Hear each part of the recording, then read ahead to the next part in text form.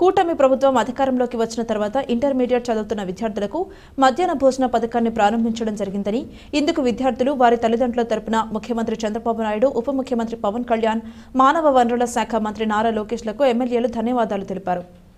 శనివారం స్థానిక ప్రభుత్వ జూనియర్ కళాశాలలో డొక్కా సీతమ్మ మధ్యాహ్న భోజన పథకాన్ని శాసనసభ్యులు గోరంట్ల బుచ్చయ్య చౌదరి, ఆదిరెడ్డి శ్రీనివాస్ ప్రారంభించారు. గోరంట్ల బుచ్చయ్య చౌదరి మాట్లాడుతూ, గోదావరికి బ్యారేజ్ కట్టని సమయంలో వరదల కారణంగా కరువు కాటకాలు వచ్చేవి. ఆకలితో అలమటించే వారికి అన్నం పెట్టిన గొప్ప మహోన్నత వ్యక్తి డొక్కా సీతమ్మ పేరు మధ్యాహ్న భోజన పథకానికి పెట్టడం ఎంతో సముచితమన్నారు. ఆదిరెడ్డి మాట్లాడుతూ, మీ భవిష్యత్తుని చక్కగా తీర్చిదిద్దుకోవడం మీ చేతుల్లో ఉందని, అందుకే మీకు మీరే హీరోలు, హీరోయిన్స్ అనడం జరిగిందన్నారు. తల్లిదండ్రుల మీద ఒత్తిడి లేకుండా చూడాలని ప్రభుత్వం మధ్యాహ్న భోజన పథకాన్ని తిరిగి ప్రారంభించారన్నారు. ఇస్కాన్ సంస్థ ద్వారా నాణ్యమైన, రుచికరమైన భోజనం అందజేయడం జరుగుతుందన్నారు.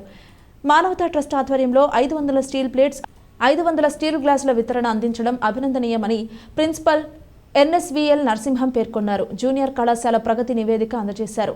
బాలికల పాఠశాల ప్రధానోపాధ్యాయులు బివి శారదాదేవి, స్థానిక నాయకులు మజ్జి రాంబాబు, బుడ్డిగ రవి, మానవతా ట్రస్ట్ చైర్మన్ ప్రసాద్ రెడ్డి, సభ్యులు సిపి మెహర్ మధు, బి మురళి, కళాశాల లెక్చరర్లు, విద్యార్థులు తదితరులు పాల్గొన్నారు.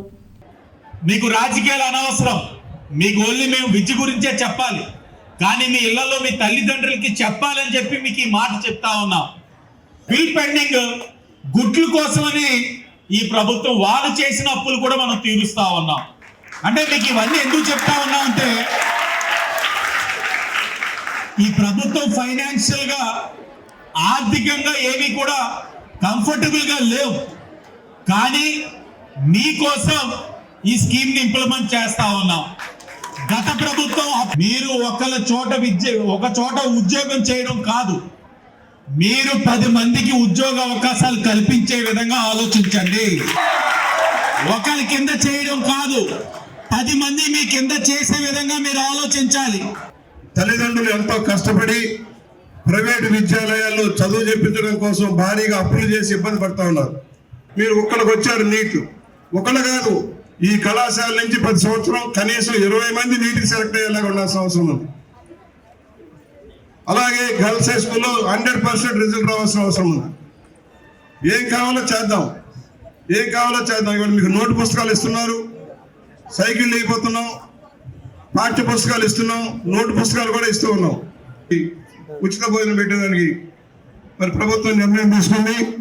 ఇక్కడ సంబంధించి 700 మంది రికార్డ్ చేశారన్నారు, 700 మంది ఆప్షన్ తీసుకున్నారన్నారు. 100% ఆప్షన్ తీసుకోవాలి. మంచి క్వాలిటీ ఫుడ్ ఇస్కాల్కి ఇచ్చారు, ఒక మంచి సంస్థ, స్వచ్ఛంద సంస్థ ఇస్కాల్. క్వాలిటీలో ఎక్కడ కాంప్రమైజ్ కాదు. ప్రైవేట్ వాళ్ళు అయితే కొంత అటు ఇటు తేడాలు రావచ్చు. అదనంగా క్లాస్ రూమ్స్ కూడా రాబోతున్నాయి.